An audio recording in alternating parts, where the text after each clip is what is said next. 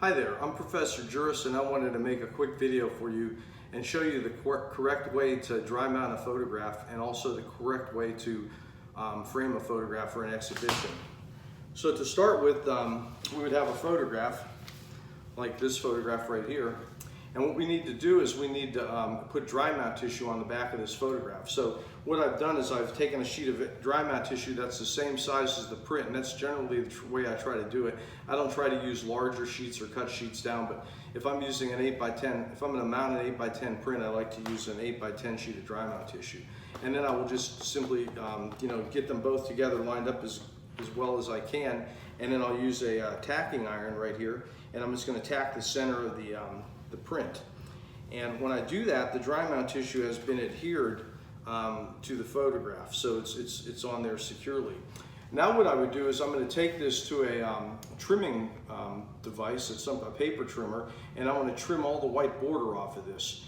And I want to trim, but I want to leave the black line on there, okay? So, and I also want to make sure that I keep the photograph very square.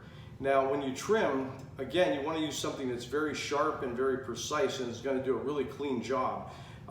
You don't want to try to do this with scissors at all or anything like that. So you want to trim it very cleanly in a paper trimmer, or the other way to do it would be with a T-square ruler and a razor blade knife. And again, though, the thing with that is that's probably a little bit more for the advanced person, but you want to make sure that your photograph is very square when you go ahead and trim it. So make sure that it all lines up, and if you measure like the photograph on one side, it should be the same on the other side. It shouldn't be crooked.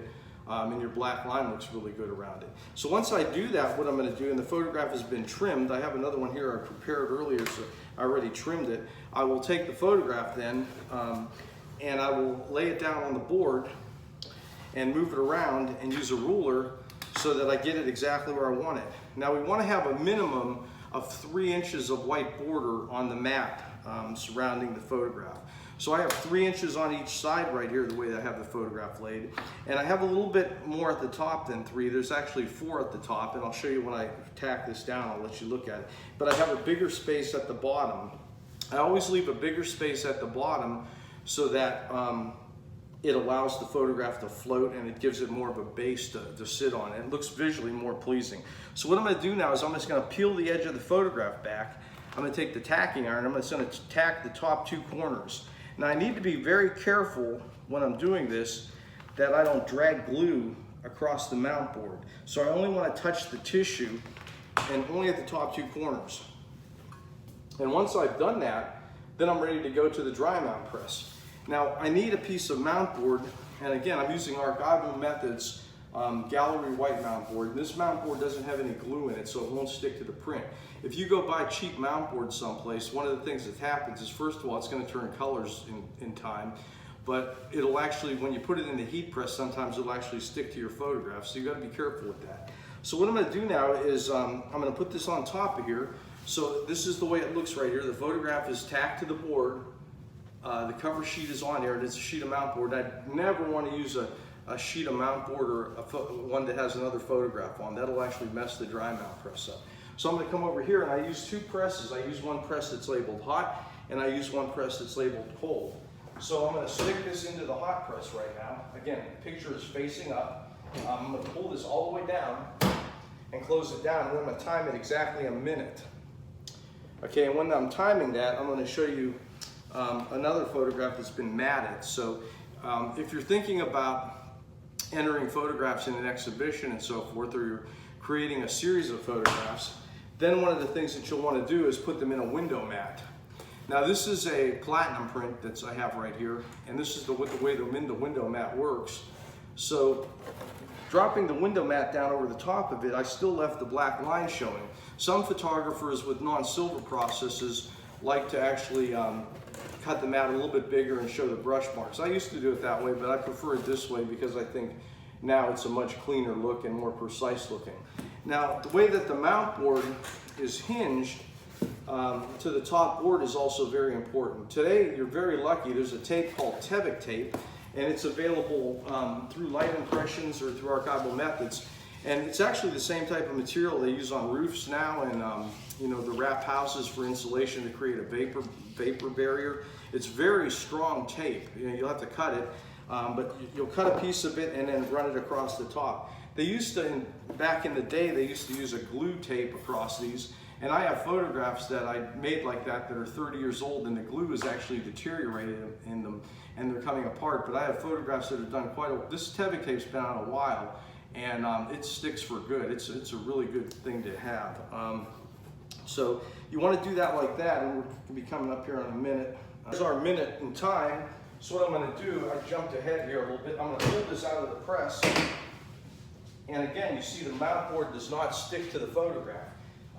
And I'll take this over here and place it in the cold press. And I just want to put it in the cold press for another minute. And what that does, when you put the print in the cold press, the photograph is actually floating in the molten dry mount tissue. So what's happening with the cold press is the cold press will actually push it down, push the print down into the dry mount tissue when it's hot and melted, and let it cool there. So it'll be pressed, it'll dry under pressure, and it'll actually create a very good seal by doing it that way. So let me open this up, and we can take a quick look at it. And there we have our mounted photograph. And now what we do is sign it, and we want to sign it in pencil only. We do not want to use ink pen, and we generally will put our signature at the bottom right-hand side if we want to sign the print. Some artists sign the stuff on the back. I will generally put my name on the back, print it, sign it again, put my birth date, and then a dash because I'm still alive. Some curator could put my end date if they end up having this photograph, and then I'll put the town where I'm from, which in this case is Youngstown. So I would do it just like that. Now let me show you a frame photograph. So you never want to put a photograph that's just dry mounted in a frame. Okay, you want to put a window mat over it the way I showed you.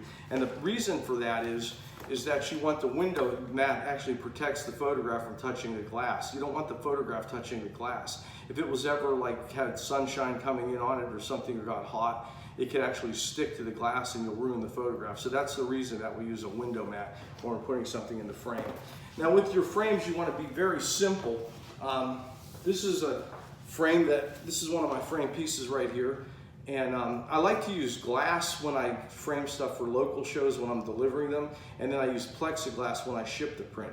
But notice it has the white mat around it, which is the only way to go, and then a simple black frame. You don't want these gaudy gold frames or something you find at a flea market or at the thrift store. You want to get good frames. Don't just go buy crappy frames. These are Nielsen aluminum frames that are put together, and these will last you forever. And if some museum person comes to a gallery and sees your work at a show, they'll understand you're a professional. So by doing this way, you look more professional. So, make sure you do it all correctly, and that's the way to go. I hope that helps.